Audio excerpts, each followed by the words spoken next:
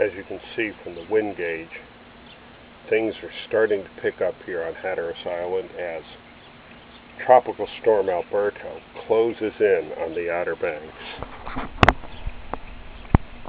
And just to give you a better sense, you can look down here and see the frothiness out on the Sound already starting to build. We don't really know what the storm will bring, but it doesn't look good. I'm Bryce Hollowell, reporting live from Hatteras Island for WHI. Wonderful Why.